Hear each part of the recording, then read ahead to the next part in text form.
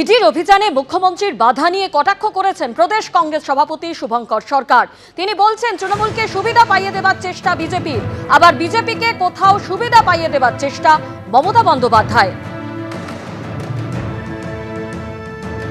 ইডির অভিযানে মুখ্যমন্ত্রীর বাধা নিয়ে কটাক্ষ শুভঙ্কর সরকারের। তিনি বলছেন ইডি বনাম দিদি পুরোটাই নাটক। এটা একটা ড্রামা চলছে, তার কারণ বিজেপি এই সমস্ত কাজ কারবারের মাধ্যমে ইডিকে দিয়ে যা করছে তাতে তৃণমূলকে কি সুবিধে পাইয়ে দেওয়ার জন্য এই কৌশল।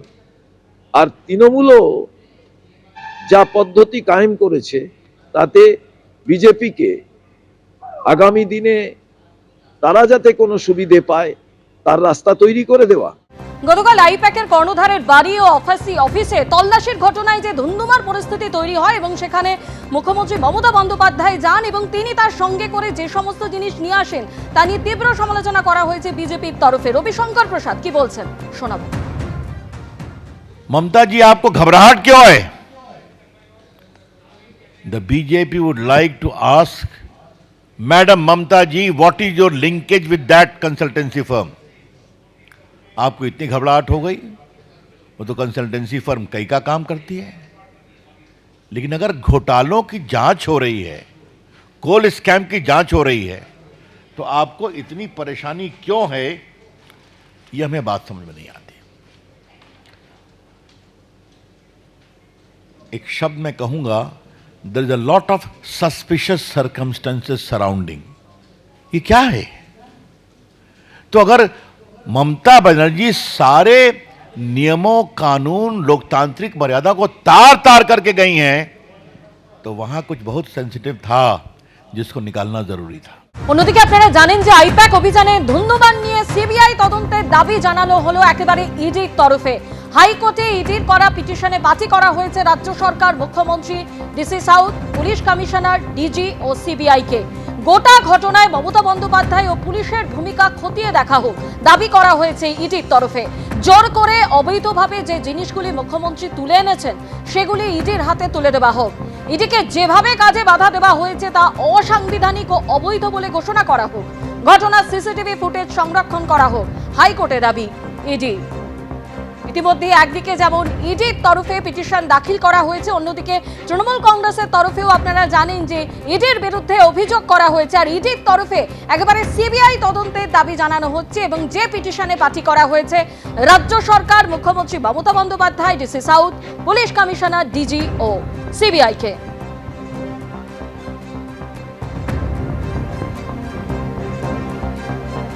আপনারা শুনলেন যে একেবারে ইডির ভূমিকা নিয়েই কিন্তু প্রশ্ন তুলে দিলেন একেবারে বিজেপি বিধায়ক অশোক দিন্দা, এবং যেখানে তিনি বলছেন ইডির আরো লড়াকু মানসিকতা দেখানো উচিত ছিল। অন্যদিকে ইডির তরফে হাইকোর্টে যে পিটিশন দাখিল করার হয়েছে তা আজকেই শুনানির সম্ভাবনা রয়েছে। সরাসরি আমাদের প্রতিনিধি প্রকাশ সিনহা আমাদের সঙ্গে রয়েছেন।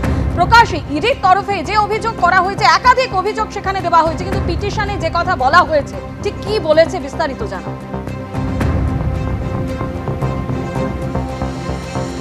দেখো, তোমাকে বলে দেবো আর কিছুক্ষণের মধ্যেই শুনানি শুরু হবে। আজকে সকালবেলা যখন কোর্ট স্টার্ট হয়, ইডির আইনজীবী সেখানে গিয়ে দৃষ্টি আকর্ষণ করেন, মেনশন করেন এবং তিনি মেনশন করেন যে ইডির তরফে পিটিশন ফাইল করা হয়েছে। এবং তখনই বিচারপতি শুভ্রা ঘোষ তিনি বলেন যে 2:30 নাগাদ এই মামলার শুনানি হবে এবং সঙ্গে সঙ্গে অন্য যে পিটিশন ফাইল হয়েছে এই মামলায় রাজ্য সরকারের তরফে, সেই পিটিশনেও কিন্তু শুনানি হবে। দুই পিটিশন একসঙ্গে শুনানি হবে এবং ইডির তরফে যে পিটিশন ফাইল হয়েছে সেখানে কিন্তু ইডির তরফে একাধিক চাঞ্চল্যকর অভিযোগ আনা হয়েছে। গোটা পিটিশনের কপি পড়লে সেখানে দেখা যাচ্ছে যে তারা বিস্তারিতভাবে এই পিটিশনে জানিয়েছেন যে কিভাবে গতকাল তারা আইন মেনে সার্চ ওয়ারেন্ট নিয়ে সেখানে গিয়ে তদন্ত করছিলেন, তল্লাশি অভিযান চালাচ্ছিলেন এবং কিভাবে গোটা ঘটনা ঘটলো কোর্টের এই পিটিশনে কিন্তু বিস্তারিতভাবে ইডির অফিসার জানিয়েছেন। কিন্তু তাদের দাবি কি? তাদের দাবি গোটা তদন্ত সিবিআই করুক, অর্থাৎ গতকাল সেটা আইপ্যাকের অফিসের তদন্ত হোক বা প্রতীক জেনের বাড়িতে যে ঘটনা ঘটলো, এই দুটো ঘটনার তদন্তভার সিবিআইকে দেওয়া হোক এবং সিবিআই এফআইআর করে তদন্ত করে দেখুক যে মুখ্যমন্ত্রী মমতা বন্দ্যোপাধ্যায় বা যে সিনিয়র অফিসাররা সেখানে গেছিলেন এই মামলায় আমরা দেখতে পাচ্ছি ইডি তরফে যে পিটিশন ফাইল করা হয়েছে সেখানে কিন্তু পুলিশ কমিশনারকে পার্টি করা হয়েছে, রাজ্যের ডিজি ডেপুটি জেনারেলকে পার্টি করা হয়েছে এবং এছাড়াও ডিসি সাউথ কে পার্টি করা হয়েছে, রাজ্য সরকারকে পার্টি করা হয়েছে, মুখ্যমন্ত্রীকে মমতা বন্দ্যোপাধ্যায়কে পার্টি করা হয়েছে। অর্থাৎ গোটা অফিসারদের ভূমিকাও কিন্তু খতিয়ে দেখুক সিবিআই, এমনই দাবি কিন্তু ইডি তরফে করা হয়েছে। পাশাপাশি সিসিটিভি প্রিজার্ভ করা হোক, অর্থাৎ সিসিটিভির যে গতকাল এই ঘটনার সময় যে ফুটেজ রয়েছে সেটা কিন্তু প্রিজার্ভ করে রাখা হোক কোনোভাবে। যে ডিজিটাল এভিডেন্স, তুমি জানো মমতা বন্দ্যোপাধ্যায় নিজেই বেরিয়ে জানিয়েছিলেন যে তিনি ল্যাপটপ, মোবাইল, হার্ড ডিস্ক নিয়ে চলে যাচ্ছেন, সেই ডিজিটাল এভিডেন্স কোনোভাবে যাতে ট্যাম্পার না করা হোক, সেই ডিজিটাল এভিডেন্স কোনোভাবে তার ডেটা তথ্য মুছে না ফেলে দেওয়া হোক, এমনই কিন্তু আর্জি আজকে ইডি তরফে জানানো হয়েছে। এবং তাদের আরেকটা আর্জি রয়েছে যে আগামী দিনেও ইডি যখন তদন্ত করবে সেই তদন্ত করার সময় যাতে তাদের তদন্ত প্রক্রিয়ায় বাধা রাজ্য সরকার বা রাজ্য অ্যাডমিনিস্ট্রেশন তরফে যাতে না দেওয়া হয়, এমনই আর্জি কিন্তু ইডি তরফে করা হয়েছে। এবং তোমাকে বলে দিই, অপরদিকেও কিন্তু একটা পিটিশন ফাইল হয়েছে। আর কিছুক্ষণের মধ্যেই মামলার শুনানি যখন শুরু হবে তখন দেখার বিষয় হবে যে ইডির আইনজীবী কোর্টে দাঁড়িয়ে কি সওয়াল করেন বা কি তথ্য পেশ করেন বা তারা যে দাবি করছেন তার সপক্ষে আর কি এভিডেন্স তাদের কাছে রয়েছে এবং কোর্টে তারা কি পেশ করবে সেটাই কিন্তু দেখার বিষয় হবে। ধন্যবাদ। সংঘাত কিন্তু একেবারে তুঙ্গে পৌঁছেছে আইপ্যাকের কর্ণধারের বাড়িতে এবং অফিসে। দু জায়গায় যেমন ইডি আধিকারিকরা তল্লাশি চালাচ্ছিলেন, দু জায়গাতেই পৌঁছে গিয়েছিলেন গতকাল মমতা বন্দ্যোপাধ্যায় এবং ইতিমধ্যেই জোড়া এফআইআর তিনি দায়ের করেছেন। কথা বলবো সরাসরি আমাদের প্রতিনিধি আবির দত্ত রয়েছেন আমাদের সঙ্গে। আবির, কোন কোন থানায় কারা কারা এফআইআর করলেন? দেখো, গতকালকে যে ধুন্ধুমার পরিস্থিতি তৈরি হয়েছে সেই পরিপ্রেক্ষিতে সকাল থেকে যে আপডেট পাওয়া যাচ্ছে যে 3টি এফআইআর হয়েছে। প্রথমত কলকাতা শেক্সপিয়ার সরণি থানা, লাউডন স্ট্রিটের অন্তর্গত, লাউডন স্ট্রিট এই শেক্সপিয়ার সরণি থানার অন্তর্গত, সেখানে 2টি এফআইআর হয়েছে। প্রথম, মমতা বন্দ্যোপাধ্যায় তিনি তৃণমূল নেত্রী বা তৃণমূলের সুপ্রিমো হিসেবে তিনি সেখানে অভিযোগ করেছেন এবং সেই অভিযোগে কি আছে, সেই অভিযোগ হুমকি, ট্রেসপাসিং থেকে আরম্ভ করে চুরির অভিযোগ রয়েছে। প্রসঙ্গত তুমি জানো যে গতকালকেই এই লাউডন স্ট্রিট থেকে দাঁড়িয়ে কিন্তু তৃণমূল নেত্রী তিনি নিজে অভিযোগ তুলেছিলেন যে তৃণমূলের প্রার্থী তালিকা সেখানে রয়েছে, সেটা নেওয়ার একটা পরিকল্পনা রয়েছে, এই বিষয় নিয়ে তিনি কিন্তু সরব হয়েছিলেন এবং সেই মর্মেই যেটা বোঝা যাচ্ছে যে তার যে অভিযোগ সেই অভিযোগের ভিত্তিতে শেক্সপিয়ার সরণি থানাতে একটি এফআইআর হয়।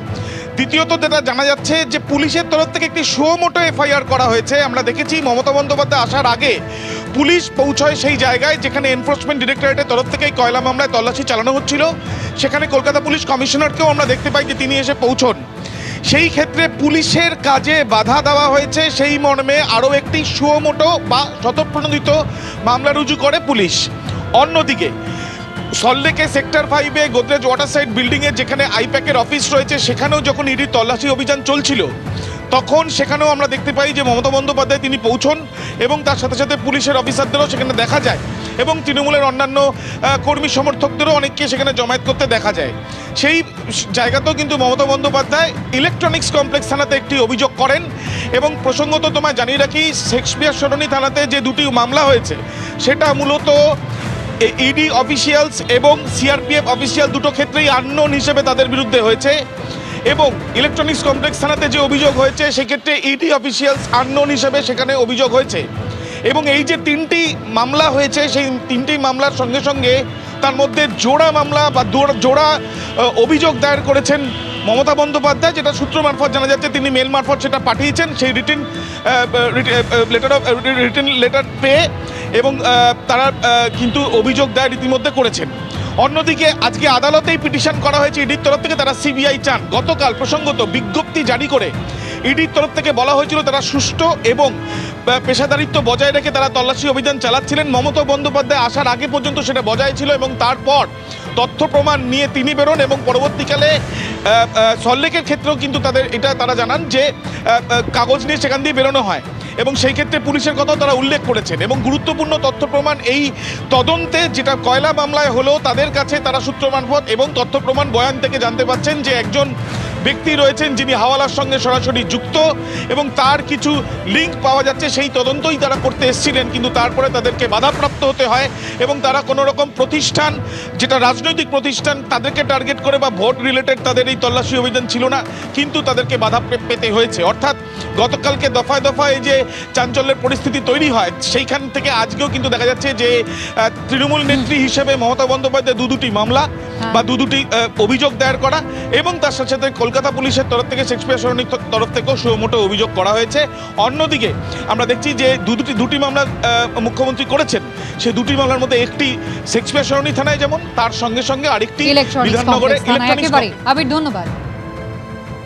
এবিপি আনন্দ, এগিয়ে থাকে, এগিয়ে রাখে।